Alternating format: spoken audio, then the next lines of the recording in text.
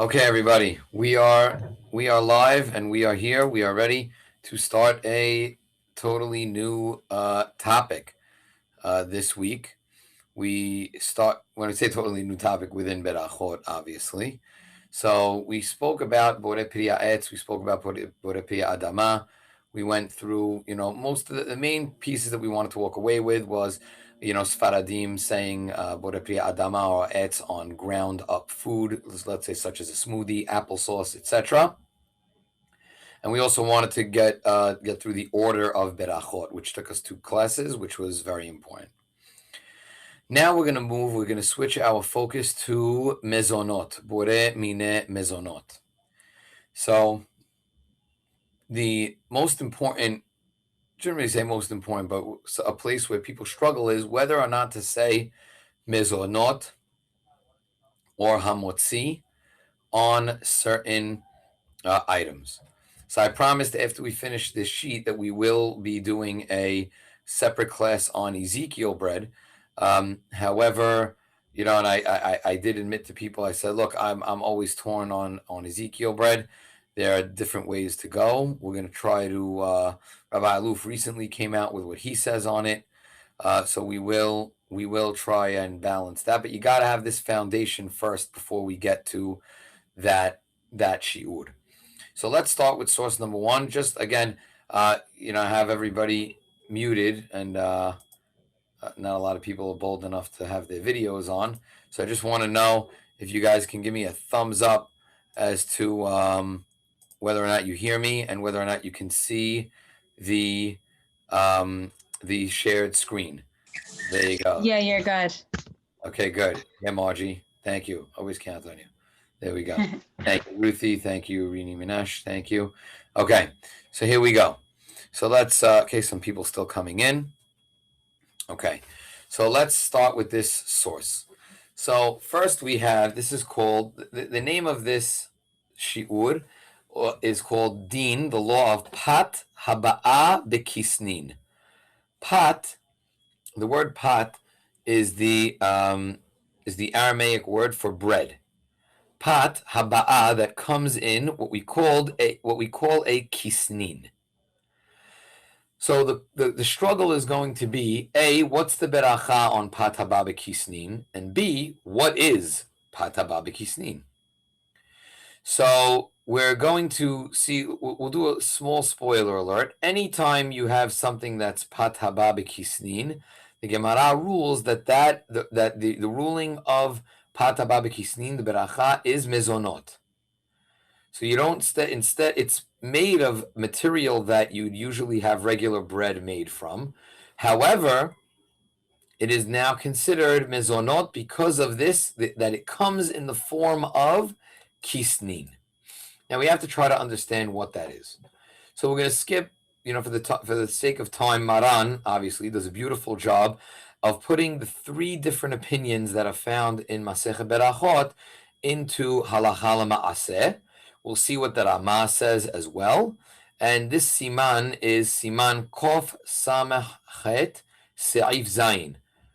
Okay, so 168, law 7. Let's read together. Pat haba bekisnin. Maran even takes a break. He's like, oof, where do I start? Pat haba bekisnin. Let's keep track of the opinions. Opinion number 1. Yesh mefarshim. Some explain it's considered pat she'asui kemin kisim.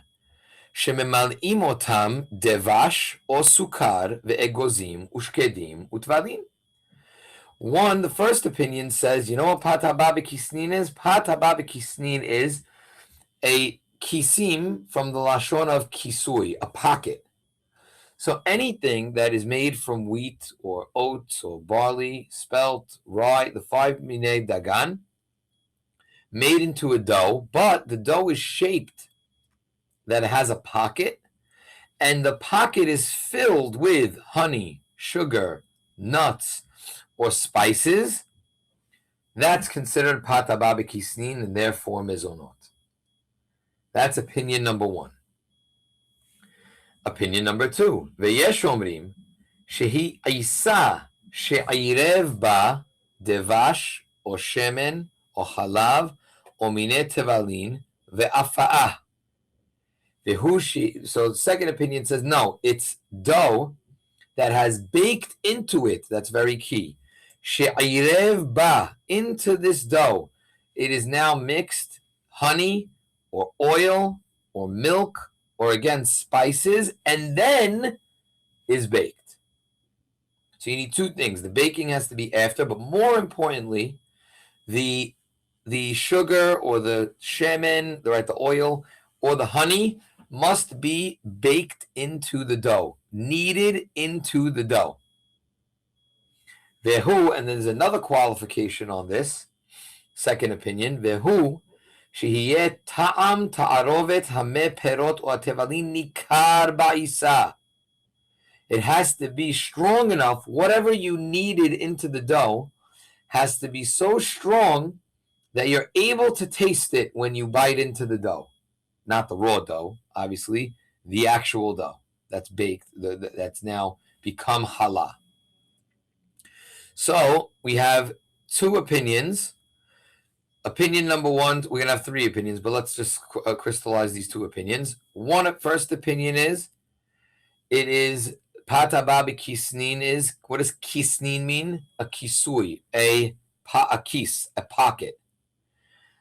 Anything that I fill with honey, sugar, nuts, spices, and it becomes a pocket, that is going to be mezonot. Second opinion, kisnin from kisui. It's covered with dough. It's kneaded into the dough. Same thing, sugar, honey, spices, nuts in the dough. That's also going to be mezonot. Now, these two opinions, they don't agree with each other. They disagree. So theoretically, in the Gemara, let's say I believed one thing and Margie believed something else. So if I was the one that said, oh, you know what pata babi kisnin is? When there's a pocket, and the other rabbi believed that no, it means when it's baked into the dough, we would each say hamotzi lehamina haaretz on what the other person would say. So if I thought that pata babi kisnin was a pocket, I would say hamotzi on something that was mixed into the dough. We'll develop this a little bit more. I see there's a hand raised. It's Sarah Zaytuni. Sarah, kavod, what do you got? Isn't challah have sugar mixed into the bread? We're going to talk about that, but does it have enough sugar where you taste the sugar? You don't taste sugar, but it's sweet. So you do taste the sugar. You understand? That's the point. We're going to get that on this sheet. We're going to be talking about how much to use in the challah to make sure that your challah is hamotzi for Sfaradim. It's one of the very, very important laws that we're going to get to. It's going to be difficult. One of the things we're going to see is it's going to be very difficult for Sfaradim to wash on bread. Meaning it means it really has to be a pure type of bread that we're going to see that we would wash on. And we'll talk about that hopefully later on. Okay. Any questions so far on these two? Any questions? Ruthie, you have a question? What do you got? Yeah, sorry, I tried to raise my hand. Yeah, so it's similar to the challah question. I put honey in my challah. I don't know if you could taste it or not, but it definitely changes the whole challah because it reacts with the yeast better. So I don't know. It's a matter of tasting it. You have to taste the sweet. Okay. Sarah had it right. You have to taste the sweetness. But we're going to get to that. Let's definitely, that's why this is definitely a juicy topic and an important topic, but we got to go slowly but surely with the sources. Okay? All right, no problem. Okay. So next, let's see. Now, we only have two opinions. We're going to skip the Ramah for now, and we're going to go to the third opinion. V'yesh mefarshim, I'm highlighting it, underlining it here. V'yesh mefarshim shehu pat ben metubelet ben she'ena metubelet she'osim otam ke'avim yeveshim ve'kosesin otam vehem anikraim bishkunish. I don't know what that means. It's old French, but it's bishkunish. Right? You could throw that to somebody. I don't know what bishkunish means. But I think it's a type of biscuit. That's what it means. So the third opinion is, what does kisnin mean? Kisnin means from the lashon of koses.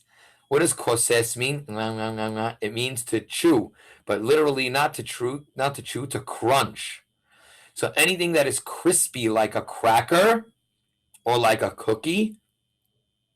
Again, assuming it's not the soft baked cookie, right? But let's say a crunchy and crispy like a cracker is automatically going to be mezonot, according to this opinion, because that's the definition of pat haba'a bekisnin. So again, 3 definitions. You have, number 1, it's got a pocket, from the lashon of kis, a pocket. Number 2, it is buried, kisui, it's covered inside the dough. So I put honey, I put sugar, etc. inside the dough. Or opinion number 3, I crunch it, koses, kisnin from koses, which means to crunch it like a cracker. All of these 3 were up for debate as to which one is considered mezonot. According to the Gemara, only one of these could be mezonot. Only one of them could be pat haba bekisnin. The rest are bread. So these 3 opinions, which one do we hold by? So let's read the underline in Maran. What does Maran say? Vehalacha kedivre kulam. The halacha follows all of them. Shelekol elu hadevarim notnim lahem dinim she'amarnu bepat haba bekisnin. Maran says that no, since the Gemara leaves it as a what's called a ba'ya de la ifsheta, it was a problem that was never solved, never resolved, and it's derabanan. Again, remember we learned this together. All berachot are derabanan except for Birkat Hamazon. Therefore, we say that all three of these opinions are going to have the law of pat haba bekisnin, and on all 3 of these you say mezonot. So if it has a pocket that's filled with something sweet, then you say mezonot. If it has something that's kneaded into the dough, something sweet that's kneaded into the dough, you're also going to say mezonot. And if it's something that's crispy or crunchy like a cracker or a hard cookie, it's also going to be mezonot. Those 3, all 3 count as pat haba bekisnin. I see Margie's ready to Good question. Yeah. No, because the first one, which is the packet, I thought it's even if it's something not sweet in the packet. No, so that's again, there's a very big misconception with, let's say, something such as kibbeh. Kibbeh has a pocket, right? And so does sambusak. Let's take those very 2 popular ones, right? So the sambusak, the reason why most sambusak is mezonot is because let's see, Margie, maybe you could fall into my trap. What color is a sambusak? Beige. Beige? Okay. To me, most of them are yellow. What the dough of a sambusak is loaded with what? Butter. Butter. Margarine, right? That's a type of oil. So the reason why sambusak is going to be mezonot is not because of reason 1, but rather reason 2. A kibbeh with a torpedo kibbeh with has usually a crispy shell. So that's going to be a crispy shell. That's one reason why it could be mezonot. Also, it's fried. How is it? It's not really baked as bread. What is it? It's fried. So something that's fried dough and not baked is going to also be able to be mezonot, just like a donut. Why is it? I'm thinking more of like a calzone type thing with like a filling of mushrooms. So that's going to be, but believe it or not, like I tell people, let's say a calzone or like a cheese pretzel, you know those cheese pretzels? Yeah. That's hamotzi. Wow, even though it has filling, so I've been doing that wrong. Okay, thanks. No, but I want to make sure it makes sense to you, meaning a cheese calzone, right? It's like bread. It's mamash bread. Right. It's with cheese. There are very rare cases like that, meaning and not all calzones are going to be created equal. I don't know. Maybe sometimes they do fry it. Sometimes it is crispy.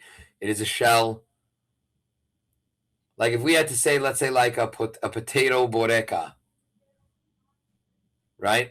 Yeah. I'm going to say that that's mezonot because of like the mazat type. That's going to be because of either reason 2 or 3. Sometimes they have a crispy shell, right? Or the fila dough is crisped, right? So that's crispy, right? You crunch it, all the crumbs get everywhere, right? Yeah. Right. So you're gonna crisp that, or there's gonna be so much margarine in the dough. That's why it tastes great, or butter, that it's because of reason 2 that it's mezonot. So rarely do I have that. My dad kills me because based on this, I tell people to wash on a super pretzel, and they think I'm crazy. Really? Is that the halacha? I'm like halavai, right? Yeah, but like I sort of like changed my mind recently because even in the super pretzel, there's a lot of like high fructose corn syrup. Like there's sugar in it still, you know. So I haven't had super pretzel in a long time, so I don't know. I'd have to look at the ingredients again, and you could taste that it's a little bit different, but it's not so different. I try to taste it. It's like bread. It's like challah. That's how I feel. But we'll see. I think it's definitely up for debate. We're going to see other ways as like a safety valve to get out of the safek. Like what happens when I really have a safek? What should I do? Okay, Margie, we're good or no? We're good. Thank you. Okay, good. Anybody else with a question? Anybody else with a question on this? Okay, we're looking good. Okay, so now let's move on. So that's the foundation. You got to get this source down pat. That's why we're spending so much time on it today. Is you got to know those 3 reasons in your sleep, right? Crispy like a cracker, kneaded into the dough, and has a pocket that has sweets in it. Good? Okay, let's move on. Okay. Source number 2, the Bet Yosef. We can do this pretty fast, pretty quickly. The Bet Yosef just basically tells you that the reason why Maran Shulchan Aruch was able to rule this way and say that it was mezonot, all 3 of them are mezonot, is because of this. Ulinyan halacha kevan desfeka b'mideh d'Rabbanan hu naktinan kekol hadeot. Since it's a doubt in a rabbinic law, so we rule leniently. So we're going leniently. What's lenient? Lenient is don't have to wash, say birkat hamazon, so many extra berachot for no reason. So we're going to rule leniently, and we're going to just say mezonot.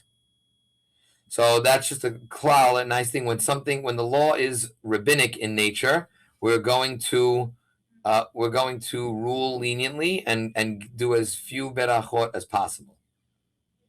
So Bet Yosef just wants to give that logic.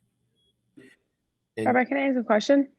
Yeah, sure, Ruthie. It's on that. You didn't have one on the other 3, but you have a lot on the logic of the Ramban. The Rabbanan, you're gonna ask? No. Okay. No, it's just a question. It's whatever.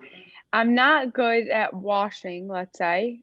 Let's say if I'm having a certain item and I'm not gonna wash and I know it's hamotzi, should I say hamotzi without washing or should I say mezonot? You should say so.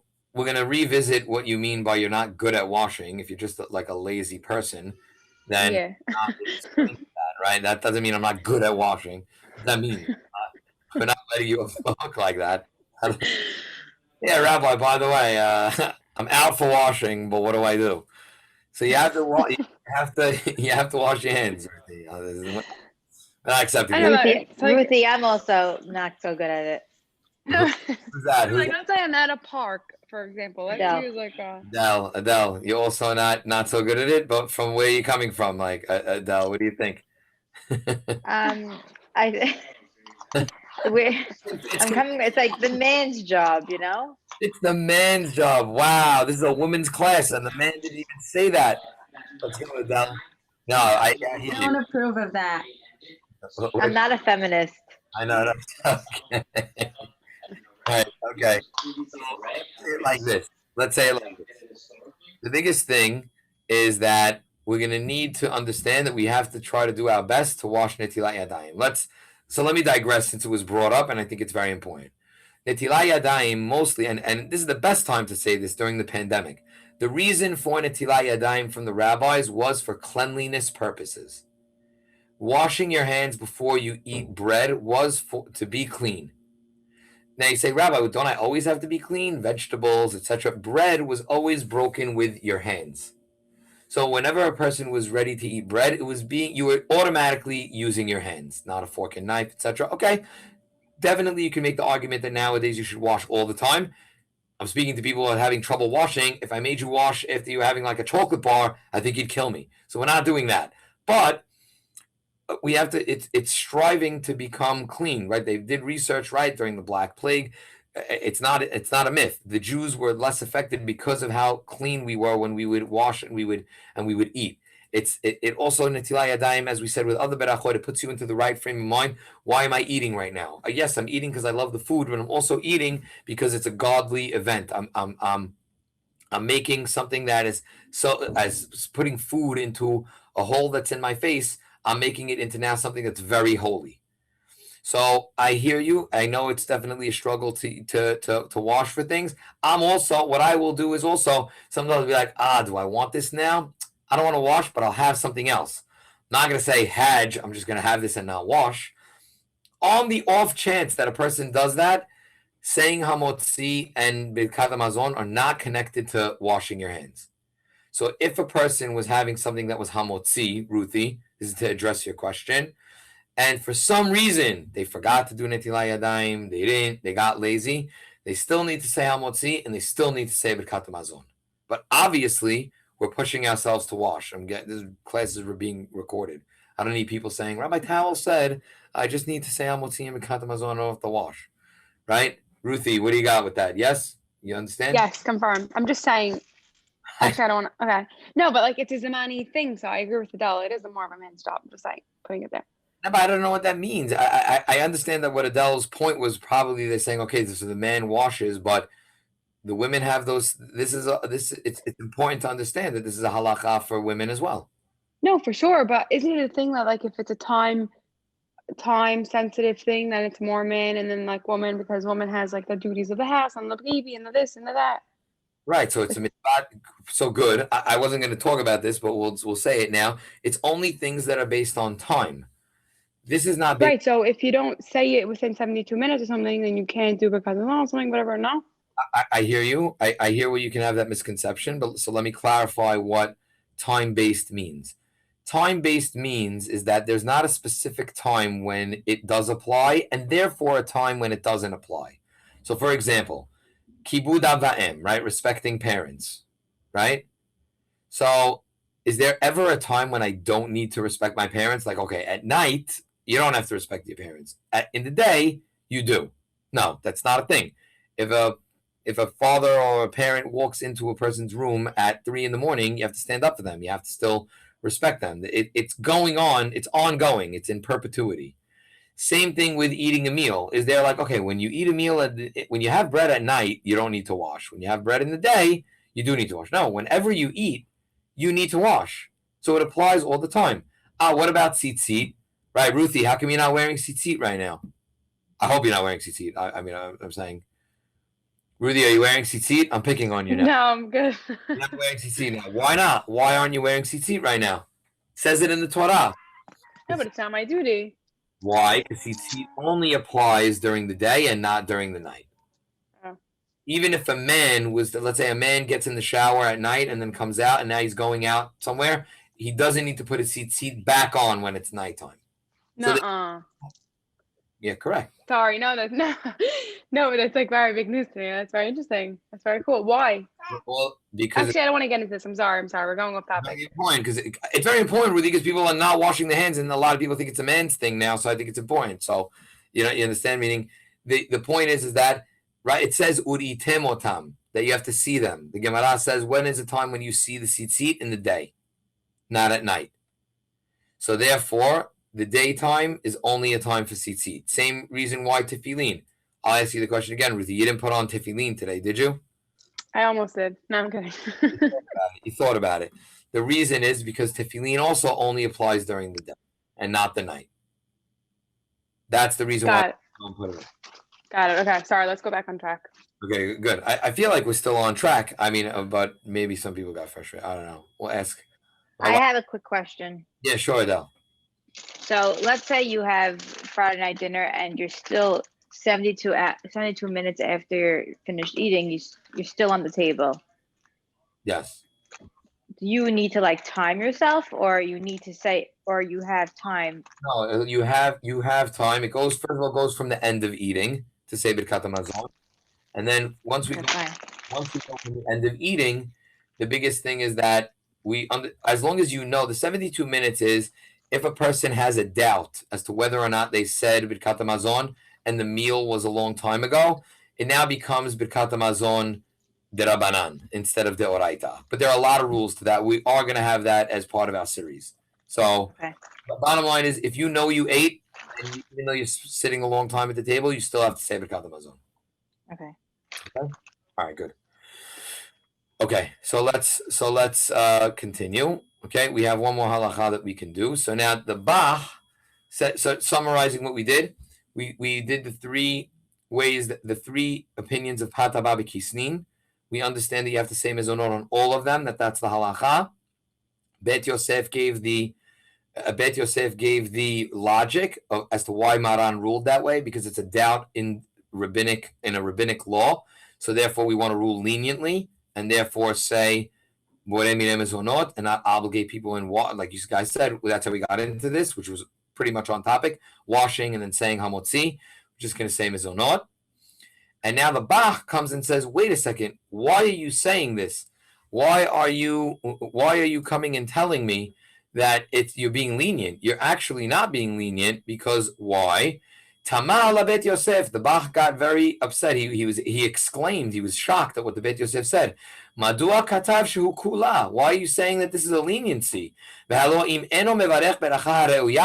a person does not make the beracha that is correct for the food, if you make an incorrect beracha, then you violated one of the 10 commandments. So what's happening here? Beracha that's not necessary, that is also from asur from the Torah. Who says that? Rambam, Maran, the Hida. So if I'm making the wrong beracha, why are you saying that this is a leniency? You might be forcing people to say, definitely if I say mezonot on all three of these, one of them is wrong. Because everybody in the Gemara said that only one of these can be right. So we're learning something very important in halacha. Once the rabbis rule, especially Maran rules, everything becomes the halacha l'maaseh, and you don't have to worry. Don't worry, you're not doing lo tisa. So everybody can breathe a sigh of relief. You're not violating one of the 10 commandments as long as you're saying mezonot. You have to say a beracha. Can't say hagefen on an Oreo. You know that's going to be, you're violating one of the 10 commandments. But if you're in the same genre, like we said last time, if I said adama on something that was ha'etz, it could still cover it. But you can't do it on purpose. You still have to learn the berachot. So this is how I want to close the class with this very important teaching of the Ritba. So we have, if you can indulge me for 3 minutes, we'll end at 12:03. We'll see this Hidusheh HaRitba. What does it say? And then I'll take the questions, and anybody can log off at like 12:03, 12:05. Nir'eh de svira le Maran. So first of all, the Ritba was a Rishon. Okay, he was a Rishon, huge, tremendous rabbi. He's considered authoritative. He wrote an entire compendium on all of Shas. That when you learn a halachic topic or you learn a daf of Shas, you have to try to learn the Ritba as well if you want to get full depth. Right? He was a student of the Ramban, and he says the following: Nir'eh de svira le maran shebirkat boreh minei mezonot hi beracha kolelet. This is so important. And quote the Ritba. The Ritba says, based on this question that the Bach came after. So I'm saying it's not that. This is Hazon Avadia.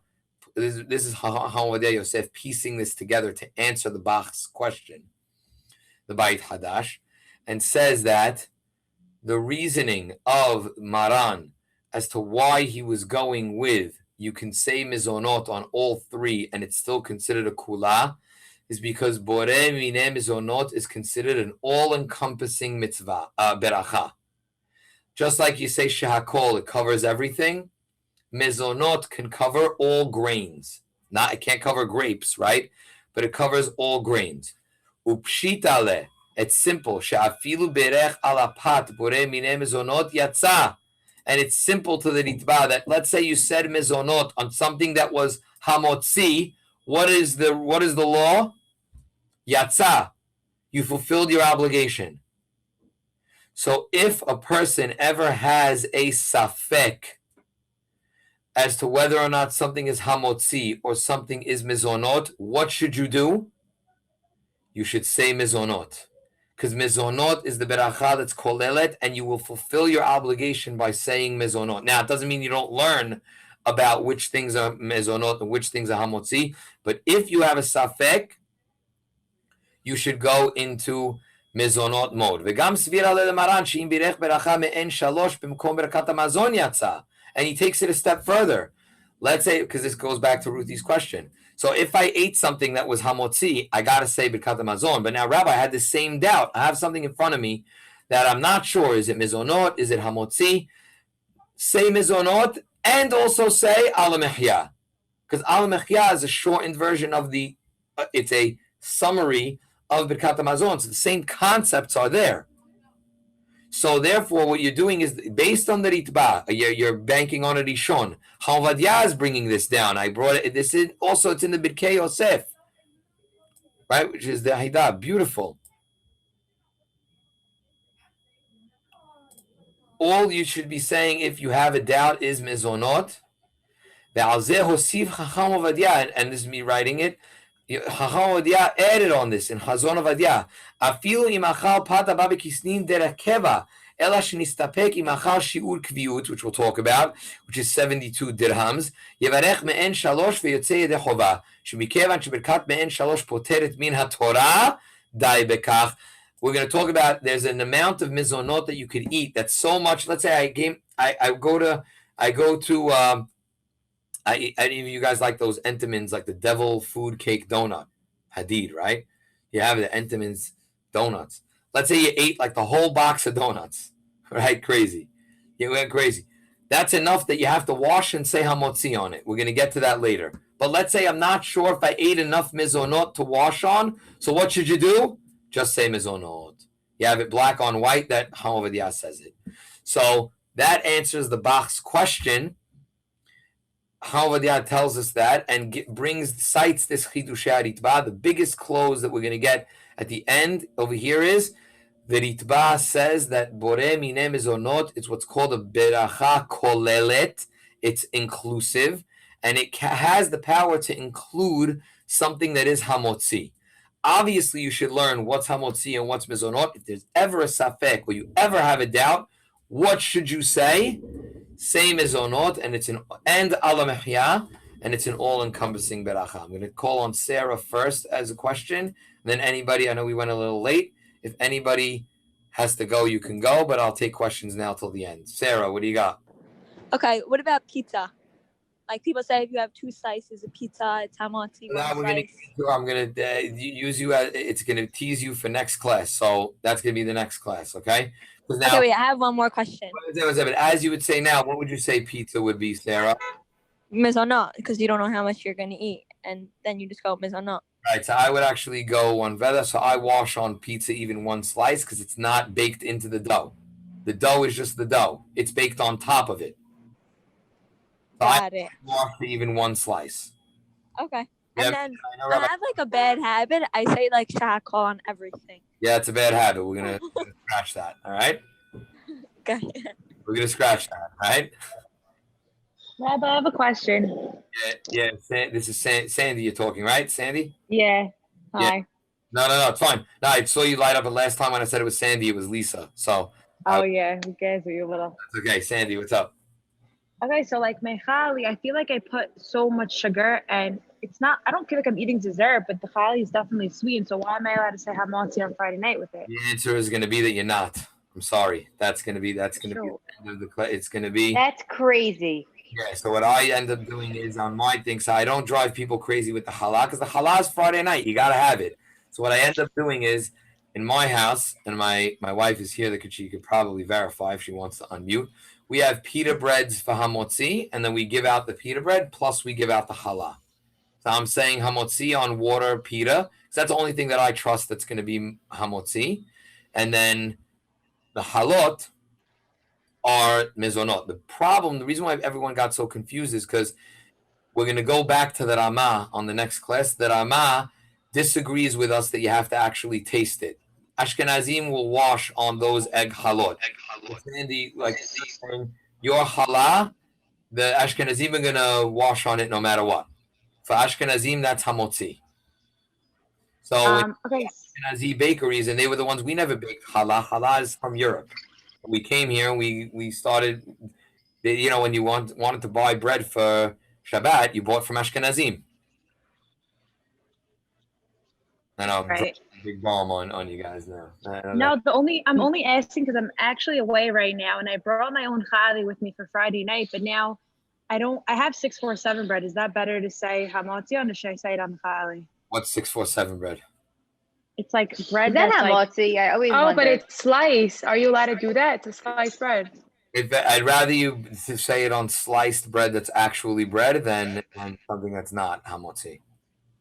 It's like a It's low like carb fake bread. bread. It's like fake bread because it's like 40 calories for a slice. So I feel like it can't be real. I feel like it has to be. No, but like I think the first chemicals. ingredient is wheat, so maybe you're good. I don't know. Look at the ingredients. Yeah, it's probably going to be good. I'd rather you do that. Hold them all together and then see what happens. You know what I'm saying? And say the beracha hamotzi.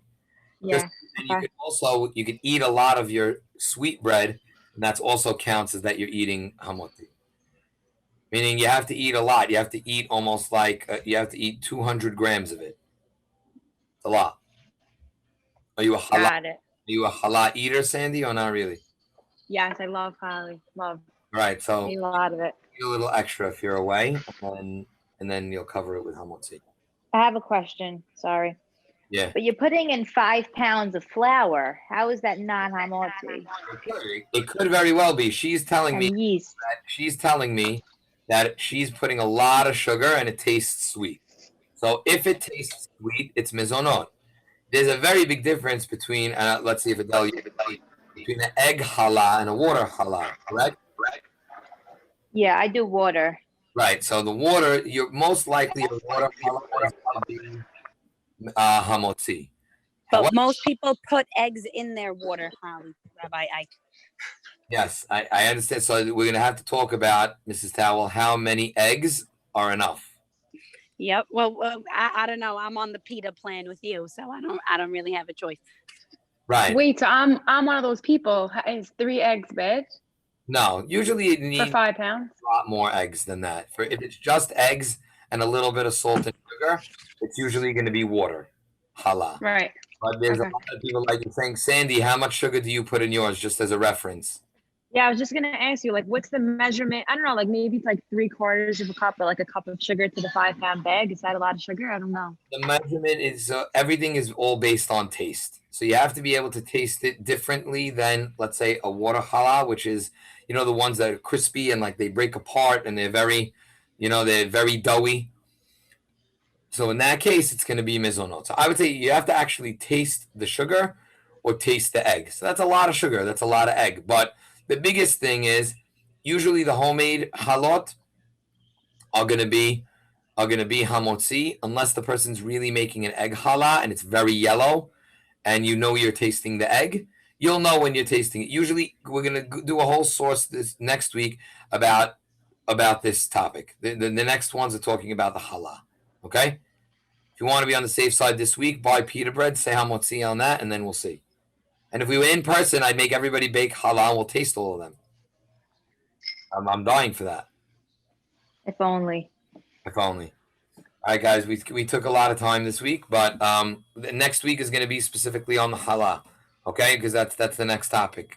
Within this topic, that's the next source, okay? Sounds good. All right, guys, have a great day. Coming, appreciate it. Spread the word. Thank you. Gotcha. Shabbat shalom, guys.